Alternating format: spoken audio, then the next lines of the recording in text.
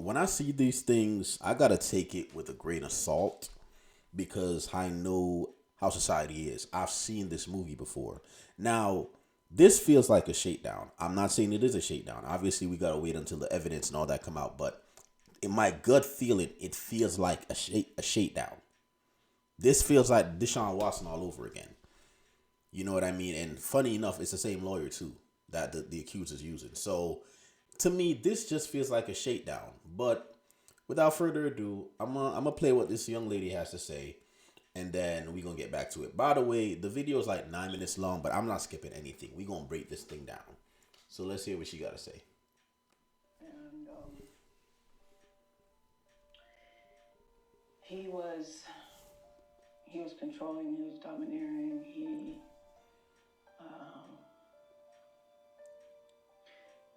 He was manhandling me beforehand.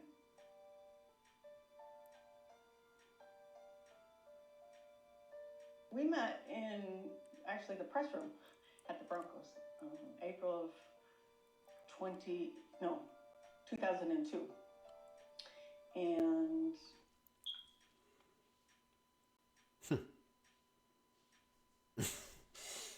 You know what? Let me save my thoughts. I'm gonna let her finish. but we didn't start talking until we met up at a club at Blue 67 in Denver. I don't know if anyone is listening from Denver, but yeah, we were at a club at the same time. We didn't go. So quick backstory for y'all, man. If y'all don't know, Shannon Sharpe played for the Denver Broncos, and he won a couple Super Bowls with them too. When he played with John Elway, so basically she said they met in the locker room of the Broncos, obviously, right? So it seemed like she was working there as some kind of staff or whatever. I don't know what she was, but basically she said that's where they met, but they never really talked until she got to the club and she met him, like I guess officially there. Then they exchanged information. But let's continue. Go together. We just happened to both be there, and so he started talking to me, and started pursuing me pretty heavily from then on. I resisted for a while because I was a reporter, and I didn't want to mix the two. But he's very charming.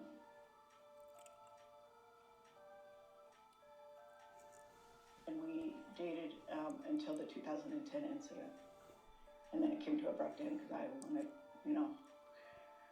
we were arguing and he was threatening me and stuff like that after, but I didn't see him again after he raped me.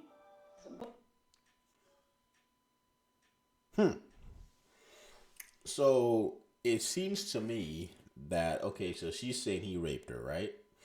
And so you mean to tell me that y'all were together the whole time? It seems like, because Shannon seems like he's into this whole BDSM thing, right? He's into this whole BDSM domination fetish. So that means like having sex aggressively. So a lot of times when you're into that thing, you thread a very thin line as a man, because they can say obviously that or as it is in this case, that you raped her because you were very aggressive with it. But before, when everything was cool, it was all that BDSM thing. It was all fun and games. But when she's mad or she's pissed off, now she can flip it and say, "Oh, you raped me because you were aggressive." When every time they probably had sex, it was aggressive. But this particular time, she's gonna lean on that side and say it was rape. Like, there's a thin line right there that you trod. But I'm gonna let her finish. What led up to that fight, that 2010 fight that you guys? I know that the argument ensued first before he allegedly raped you. The argument was about the fact that he had removed one girl from his house and put another girl in his house, and didn't tell me. And he had asked me to break up with my husband at the time. We were just dating, so I was dating Shannon and my husband at the same time. So you're a cheater, and you want that man to take you serious?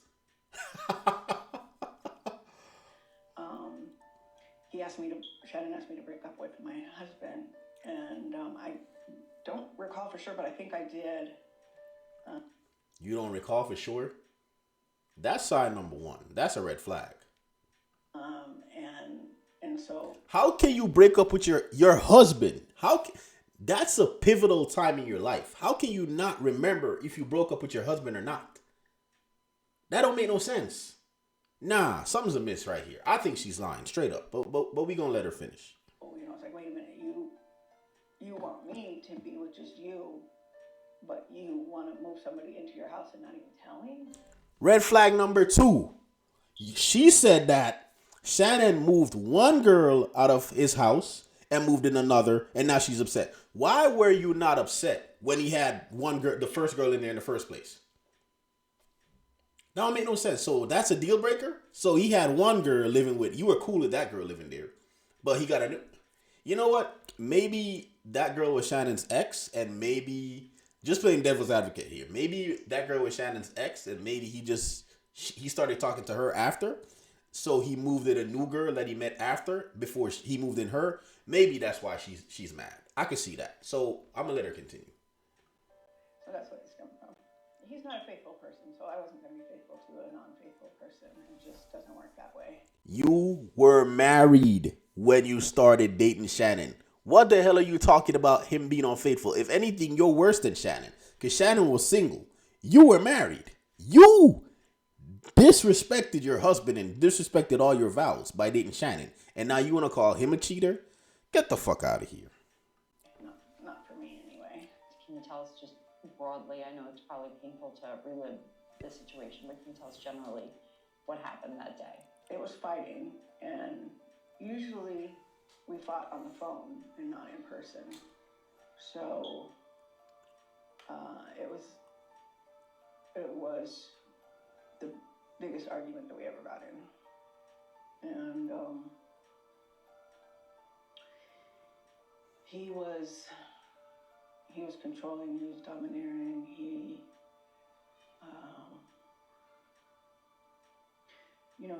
was manhandling me beforehand, and he wanted to have sex, and I told him no.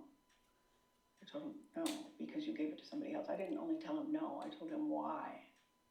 And he wouldn't take no for an answer, so he overpowered me, put me to my knees, put his penis in my mouth, and after he got enough of that, he put me on the bed, and this was all a struggle. I had said no, and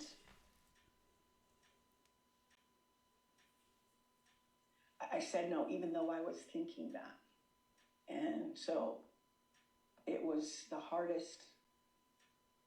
Yeah, this is too hard. I remember he got dressed, and he knew what he did, and so, I just kind of escorted him out the door, and then I wasn't going to do anything about it. Sometimes when you're with the person for a long time, it's hard for you to realize that they're being the perpetrator, even though you know it, you don't want to admit it, and there's so much going through your mind.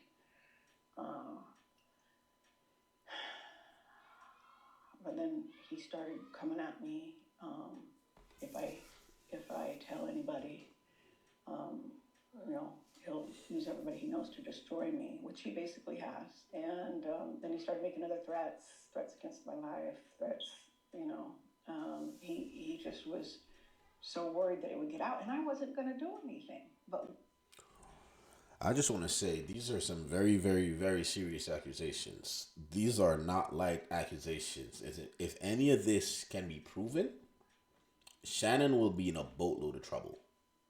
I'm just gonna keep it 100 with you. But at the same time, a part of me still wonders why she waited all this time to come forward with it. And other parts of her story are not really, sounds fishy. So apart from the fishy parts of her stories, why now, almost 20 years later, is this coming out? Why didn't she report it at the time when it happened? That always, that right there, whenever that happens, regardless of who it happens to, it always throws me for a loop, because I really don't understand why they do that. When he kept calling me at work, and when he kept, just very aggressively behaving, and I could see it wasn't going to go away. And he said he was going to destroy me and he was going to kill me, and he told me he was watching me and all that. I just went and got a protective order. I had had enough. And unfortunately, shortly after, he doxed me and my address got out, and I had somebody stop by my apartment, which had a door that led right to the, it was basically on the sidewalk. And somebody came up to my door and said, "Shut up," screamed it at the top of their lungs. And I had my daughter in there right there, and I was like, oh no. And so I went and I dropped it, because also at my house, not my apartment, my house, at my house, somebody came to my house and sat out front of, in the driveway while my daughter was there alone. Someone came to my house, someone came to my apartment, and after my daughter called me, that's when I went straight there. So after you rescinded the restraining order, was there any other weird stuff, or did it kind of just die down? It died down. I tried to move on with my life. We may have talked, I think, once or twice. But then he started going on television. He came to my job, Turner Broadcasting, went on TV at CNN, and it was my job to put the videos from... When was Shannon ever at CNN? Shannon was at CBS. I don't know about CNN. See, red flag number 3. Bro. I don't know, like... This story just sounds fabricated. Like, I'm not saying she's lying, she's flat out lying, but a part of me feels like I can't prove she's lying, but a part of me feels like she is lying because her story is just not making a lot of sense. Like, come on. Shannon is a sportscaster. Why would he be working at CNN? Do you mean CBS? Up to YouTube for CNN. That was part of my job. So I'm putting up this video, and here I see Shannon at my job talking about domestic violence, and the co-host mentioned that, oh, you had one that was just totally dropped, made it look like the police dropped it, not that I had gone down and withdrawn it.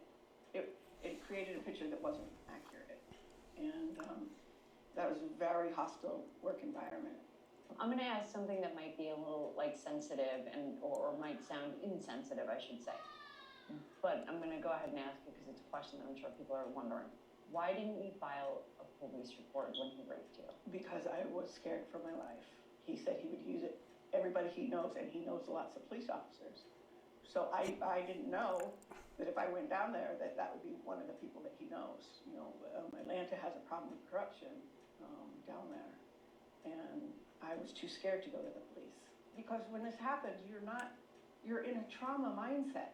You're not in a, every day you and I are talking here like, oh, okay, well, maybe I should do that. No, you're like fear for your life. You're traumatized. You're not thinking straight. You're having anxiety and panic attacks. And I was worried that he would,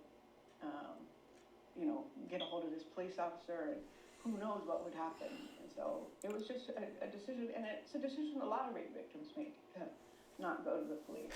They always say the woman is crazy.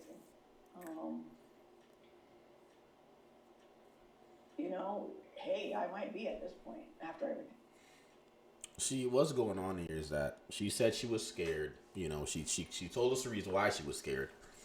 But now she wants to come out. Why? Because the OnlyFans model is currently suing Shannon Sharpe. So now she feels bold enough, like, okay, Shannon's already on the chopping block anyway, so let me pile on. That's how it normally goes. It's normally one person accuses you, and then out of nowhere, a mountain load of people just say, yeah, you did this to me back 10 years ago, 50 years ago, however long it may be, which I never understood.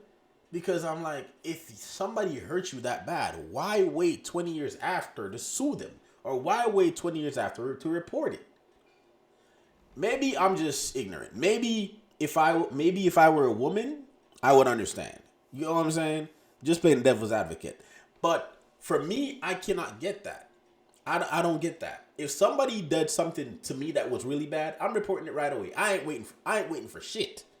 First of all, you not raping me. I'm gonna slap the shit out of you for that too. But second of all, I'm reporting that shit. Ain't no way I'm about to sit on that for 20 years. That don't make no sense to me. But as we see time and time again, this tends to be the trend. I wonder why. I think I've dealt with. But back then, no. No. Definitely not crazy. And to see him paint me the way that he did.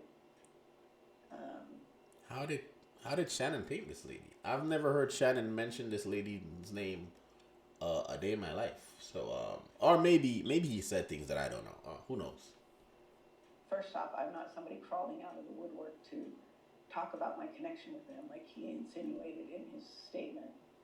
I've been out. I've been suing him. What's your message to his latest accuser, who's been doxing? What would you say to her if you can send a message to her? I pray for you. I have been there. I've been dealing with this for 15 years, so I know what you're going through. Yeah. So that's it. I don't know, man. Let me know what you guys think about this, because a part of me feels like this lady is, her story, like, it's not adding up. It's not adding up. She said a lot of things that don't make a lot of sense. Some of it sounds believable, but then she mentions a bunch of crap that doesn't make any sense. Like she's gonna say she don't remember if she divorced her husband. What? And then she says Shannon works at CNN. What? Come on, bruh. Come on. Like, those are major red flags in your story that do not make any sense, and it makes you come off like you're lying. But that's just my opinion on it, man. Let me know your thoughts in the comments, all right? Until next time, I'm going to catch y'all on the flip side. I'm out of here.